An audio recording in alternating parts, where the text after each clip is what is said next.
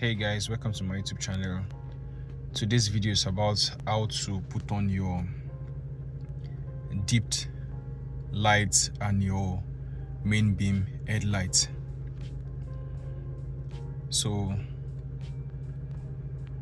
to put on your dipped headlight, you first go towards this area. I have to do this at night so you'll be able to see the light in front. You turn this knob on. That is your dipped headlight. Then to on your main beam, I have seen several videos on YouTube, and some videos are not really talking much about it.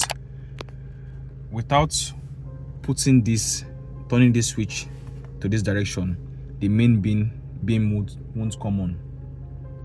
So to turn your main beam on, after the dipped light is on, you come towards this left lever and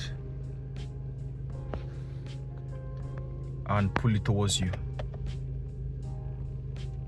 That's the main beam light on, and that's it. The main beam light is on. Then to put it off, you push it towards you again.